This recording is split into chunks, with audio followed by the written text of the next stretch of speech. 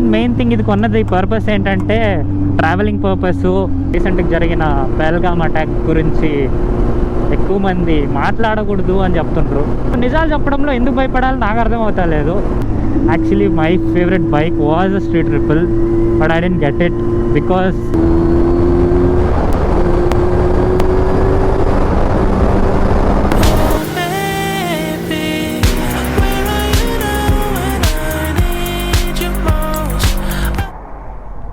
Hello ఆదాబ్ నమస్తే, welcome to my YouTube channel. I hope you all are doing absolutely great. So చాలా రోజుల తర్వాత మన బండి బయటకు తీసి నైట్ రైడ్ వచ్చినాం. పొద్దున పూట అయినడం తీసాక అవుతాలే, ఎందుకంటే మనకు తెలిసిందే కదా ఈ ఎండ అంతా. Finally we are on the highway. ఎక్కడ స్టార్ట్ చేయాలి, డైరెక్ట్ హైవేకి వచ్చి స్టార్ట్ చేస్తుండా. చాలా రోజులైంది ఇలా బండి బయటకు తీసి నైట్ రైడ్ వచ్చి. అబ్బా, this feels different. So yeah, this ride is going to be crazy. నేను నా Z900 ఎందుకు కొన్నా స్ట్రీట్ ట్రిపుల్ని వదిలేసి అని దాని గురించి చెప్తా. So let's get on to the bike and let's continue my vlog.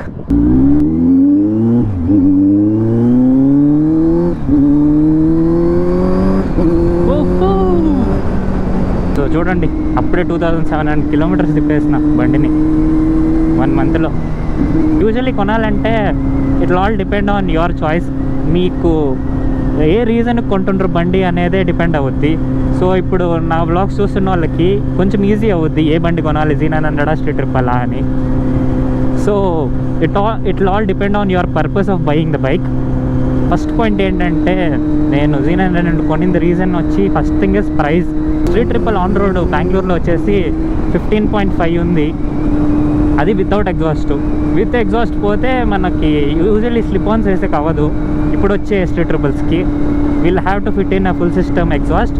So దానికి ఒక 1.5 1.9 అవ్వచ్చు అన్నారు ఎగ్జాస్ట్కి. సో టోటల్ అంతా చేరి ఆల్మోస్ట్ ఒక 17.5 lakhs పడుతుంది. అదే మన Z900 అయితే 12 lakhs ఆన్ రోడ్ వస్తుంది మన బెంగళూరులో. సెకండ్ పాయింట్ వచ్చేసి మెయింటెనెన్స్ వచ్చేసి Z900 is quite a little bit cheaper compared to street triple. ఎందుకంటే street triple is quite expensive for it's maintenance and దాని స్పేర్ పార్ట్స్ కూడా చాలా ఎక్కువ ఉంటాయి. యూజువల్లీ దీని సర్వీస్ కాస్ట్ వచ్చేసి 6,000 కిలోమీటర్స్కి ఇవ్వాల్సి వస్తుంది. అండ్ 6,000 అంటే చాలా తక్కువ నిజం చెప్పాలంటే. సో యూజువల్లీ స్ట్రీట్ ట్రిపుల్ అయితే 16,000 15,000 ఇవ్వాల్సి అనుకుంటా సర్వీస్ పీరియడ్కి. ఇది ఆల్మోస్ట్ 9,000 to 10,000 పడచ్చు ఈచ్ సర్వీస్కి. అదే స్ట్రీట్ ట్రిపుల్ వచ్చేసి నాకు తెలిసి ఎక్కువే పడుతుంది. అండ్ మెయిన్ థింగ్ ఏంటంటే, ఇప్పుడు మనం స్ట్రీట్ ట్రిపుల్ కొన్నామనుకోండి, కొనొచ్చు. బట్ దాని తర్వాత ఇప్పుడు ఏమైనా జరిగిందనుకోండి, ఏమైనా పార్ట్స్ పోయినా ఏమైనా డ్యామేజ్ అయినా కానీ బండికి స్పేర్ పార్ట్స్ ఈజీగా దొరకవు. సో ఇంపోర్ట్ చేయించాలి. సో ఇంపోర్ట్ చేయించినప్పుడు చాలా లేట్ పడుద్ది. ఒక్క రిపేర్ వస్తే ఒక మంత్స్ అలానే పడేయాలి గ్యారేజ్లో, ఎందుకంటే పార్ట్స్ దొరకడం కష్టము. అండ్ సర్వీస్ వాళ్ళు చాలా లేట్ చేస్తారు. Those parts are quite expensive compared to Z900. But Z900కి వస్తే యూజువల్లీ పార్ట్స్ దొరికేస్తాయి నాకు తెలిసి. బట్ ఎప్పుడు దొరకవు అంటే పార్ట్స్, మనం యూజువల్లీ వారంటీ క్లెయిమింగ్ అవన్నీ వెళ్ళినప్పుడు పార్ట్స్ వాళ్ళకి ఆర్డర్ పెట్టాలి. ఎందుకంటే వీళ్ళ దగ్గర ఉండే పార్ట్స్ వేసి ఇవ్వరు. వాళ్ళు కన్ఫర్మ్ చేసి పార్ట్స్ పంపిస్తేనే వారంటీ క్లెయిమ్కి వీళ్ళు చేసిస్తారు. సో అరౌండ్ 1 month పట్టచ్చు వారంటీ క్లెయిమింగ్ అయితే. వితౌట్ వారంటీ అయితే ఈజీగా దొరికేస్తాయి పార్ట్స్. అండ్ నెక్స్ట్ వచ్చేసి దీని బిల్డ్ క్వాలిటీ వచ్చేసి street triple is premium compare to Z900. ఎందుకంటే నేను చూపిస్తా ఉన్నాను ఇప్పుడు.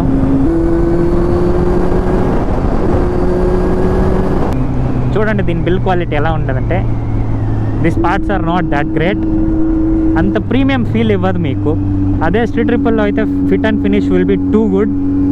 నేను మెయిన్ థింగ్ ఇది కొన్నది పర్పస్ ఏంటంటే travelling purpose and weekend rides అప్పుడప్పుడు తీస్తా. బట్ ఎక్కువ అయితే ట్రావెల్ బ్లాగ్స్ చేద్దామనే కదా నేను ఈ బండి తీసుకునింది.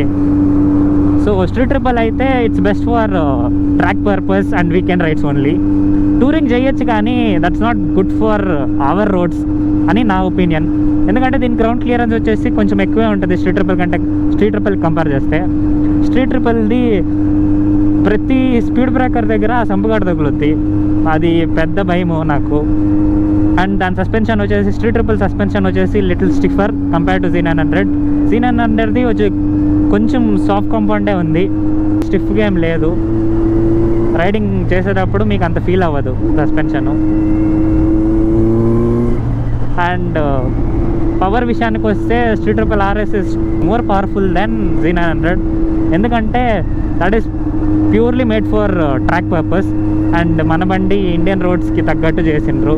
మా ఇంటి దగ్గర రోడ్స్ చూస్తే చాలా దారుణంగా ఉంటాయి, అన్ని గుంతలు, రోడ్డు రాళ్ళు అన్నీ అవే. సో దానివల్ల స్ట్రీట్ ట్రిపుల్ కొంటే నాకు పెద్ద బిస్కెట్ అయిపోతా, ఎక్కువ ఖర్చు పడుతుంది అని చెప్పి నేను స్ట్రీట్ ట్రిపుల్కి వెళ్ళలేదు.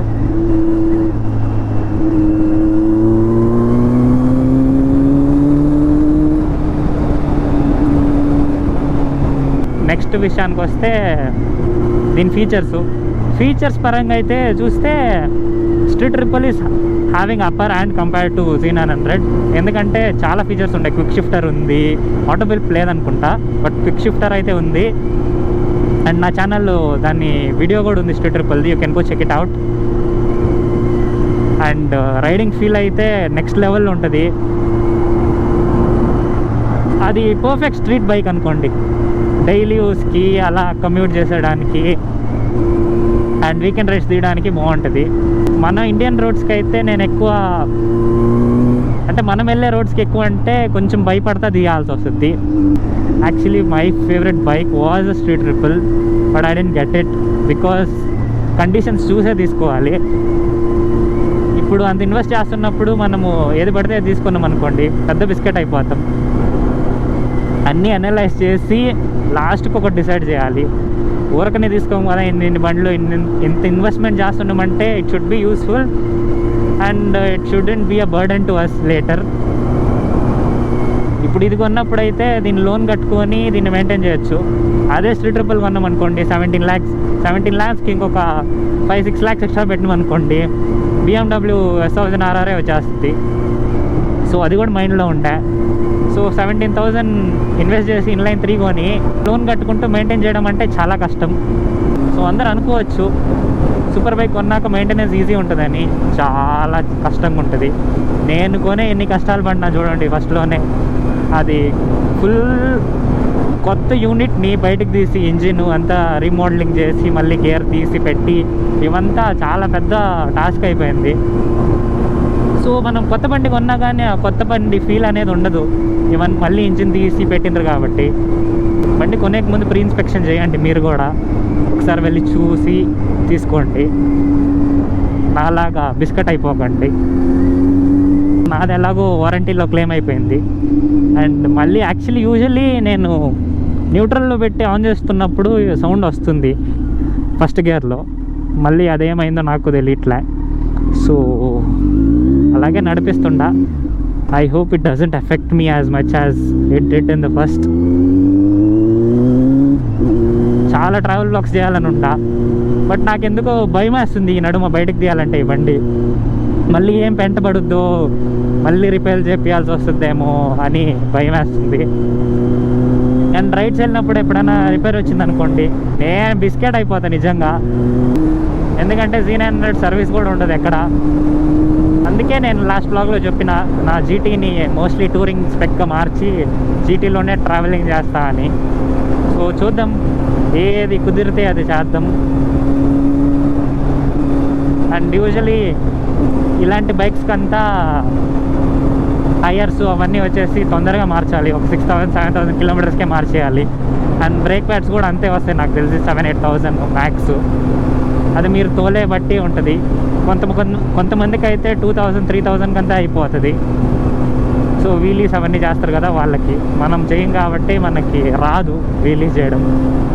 స్ట్రీట్ ట్రిపుల్ అయితే కలర్ ఆప్షన్స్ కూడా 2-3 ఉన్నాయి, బట్ దీంట్లో వచ్చేసి 2 కలర్స్, అవి 2 బ్లాక్లోనే వస్తాయి. ఒకటి గ్రే అని వస్తుంది. గ్రే అంటే ట్యాంకు ఫైబర్ ఫేరింగ్ ఉంటుంది కదా, ఇది వచ్చేసి గ్రేలో ఉంటుంది, but tank is black.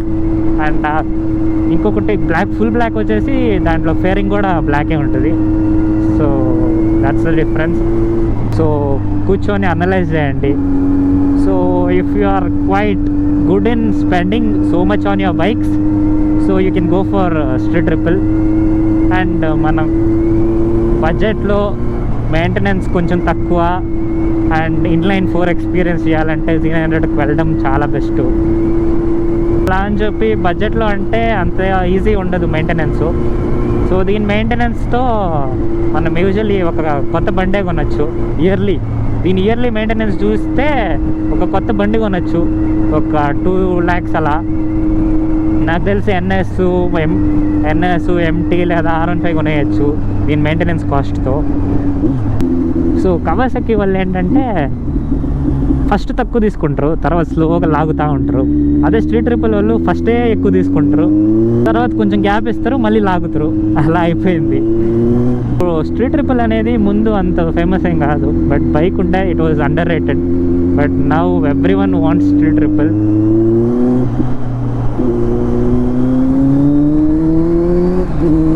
Z900 కూడా is too much these days. ఇప్పుడు యూనిక్ కొనాలంటే ఈ సిచ్యువేషన్స్లో మనం నిజం చెప్పాలంటే మనమే మ్యానుఫ్యాక్చరింగ్ చేసుకోవాలి ఇంకా బండ్లు యూనిక్ ఉండాలంటే. సో మన లైఫ్లో కూడా చూద్దాం, మనము కొంచెం ఎదిగితే మనం కూడా ఒక ఇంజిన్ బిల్డ్ చేద్దాం. మనం కూడా ఒక బండి బిల్డ్ చేద్దాం. చూడండి, ఇలాంటి స్పీడ్ బ్రేకర్స్ ఉన్నప్పుడు స్ట్రీట్ ట్రిపుల్ తగులుద్ది. సో అదే భయము, ఒక్కరుంటేనే తగులుద్ది. అలాంటిది పీలియన్ ఉంటే అంతే, hop సంపగాడు. I just wanna keep moving, keep my head up when I act, head up that's a fact, never looking back, I'ma keep myself on track, keep my head up staying strong, always 10 minutes later. So 2 bikes గురించి difference చెప్పినా నేను. So ఇప్పుడు మీరు decide అవ్వండి ఏ bike కొనాలి, ఏం purpose కోసం కొంటుంటారు. Afford చేయగలిగితే స్ట్రీట్ ట్రిపుల్ కొనండి, it's two premium. So repair వస్తేనే కొంచెం ఇబ్బంది పడతారు, బట్ ఇట్స్ ఓకే, ప్రీమియం క్వాలిటీనే కదా అన్నీ. సో ఖర్చు ఎక్కువైనా ఎప్పుడైనా ప్రీమియం ఉంటుంది బండి. సూపర్ బైక్ తీసుకోవాలి, బట్ బడ్జెట్లో ఉండాలి అండ్ మెయింటెనెన్స్ కొంచెం తక్కువ ఉండాలంటే just go for Z900. I would recommend you to go for Z900. But దీని సర్వీసెస్ అంతేం బాగాలేదు. నేను ఇచ్చింది బెంగళూరులో అయితే అంతకేమీ పెద్ద ఇంప్రెసివ్ లేదు సర్వీసు. సో రివ్యూలు మాత్రం అడుక్కుంటారు, కానీ సర్వీస్ బాగా చేస్తే కొంచెం బాగుంటుంది. అండ్ నాకు జెన్యూన్గా ఏమనిపిస్తుందో అదే చెప్తాను నేను ఎప్పుడన్నా కానీ బండ్ల గురించి. సో వాళ్ళు ఏదో నన్ను చెప్పమన్నారు అని చెప్పి నేను ప్రమోట్ చేయండి ఏ బ్రాండు ఏ బండి దేన్నన్నా కానీ. సో నాకు నచ్చితే నచ్చిందని చెప్తా, నచ్చకపోతే నచ్చదని చెప్తా. సో లాస్ట్లో మీరు చూసిన ఓలా వాళ్ళు ఏం నాకు చెప్పలేదు వీడియో చేయండి అని. సో నాకు జెన్యూన్గా నచ్చి నేను వీడియో చేసిన ఓలా గురించి. సో అలా if I genuinely like something I will do a blog on it. If I don't like I will tell it directly that I don't like it. Recently నేను ఒక ఇన్సిడెంట్ గురించి చూసిన. జమ్మూ కాశ్మీర్ నుంచి వాళ్ళు రైడర్స్ అందరూ వెళ్తుంటే ఒక స్కార్పియో కారు వాళ్ళు వచ్చి ఫుల్ తాగున్నారు వాళ్ళు. సో వాళ్ళు వచ్చేసి మన సూపర్ బైక్ రైడర్స్ని కొట్టిండ్రని.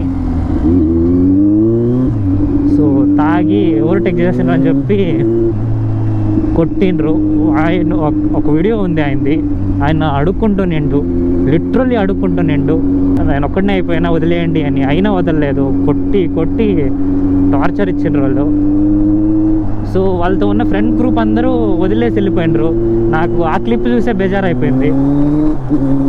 బైకింగ్ కమ్యూనిటీ ఎప్పుడైనా నిలబడాలంటే మనం అందరూ ఒకటై ఉండాలి. ఇలాంటి వీడియో చూసినప్పుడు చాలా బాధ అనిపిస్తుంది. అండ్ రీసెంట్గా జరిగిన పహల్గామ్ అటాక్ గురించి ఎక్కువ మంది మాట్లాడకూడదు అని చెప్తుండ్రు.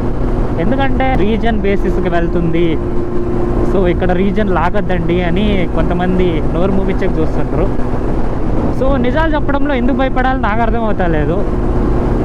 వాళ్ళు ఇన్సిడెంట్లు ఉన్నోళ్ళే చెప్తుండ్రు ఇలా రీజన్ చెక్ చేసి మరీ చంపిండ్రు అని. అది పిల్లలు చెప్తుండ్రు, అక్కడ ఎక్స్పీరియన్స్ చేసిన జనాలు చెప్తుండ్రు. కర్ణాటక నుంచి ఒకరు వెళ్తే వాళ్ళ ఆయన్ని చంపేసి వాళ్ళ భార్య అడిగిందంట టెర్రరిస్టుల్ని, మా ఆయన్ని చంపేసాను కదా నన్ను కూడా చంపండి అంటే, లేదు మీ మోడీకి వెళ్ళి చెప్పుకోండి అని మాట్లాడిండ్రు. చూడండి అలా ఎంత ధైర్యం ఉంటే వాళ్ళు మన పిఎం గారిని డైరెక్ట్ మోడీ అని పిలిచి మరీ మాట్లాడుతుండ్రు. సో ఏం చూసుకొని వాళ్ళకి ధైర్యం అని నాకు అర్థం కావట్లేదు. So I hope justice is served. And next time మన ఇండియా జోలికి వచ్చిన వాళ్ళందరికీ సరిగ్గా ఇచ్చిండు మన Modi garu. So that's it for today. If you like the video do like, share and subscribe to my YouTube channel. And don't forget to follow me on Instagram. And 10K తొందరగా చేయండి, give away ఇస్తా. So yeah, thank you for watching, bye.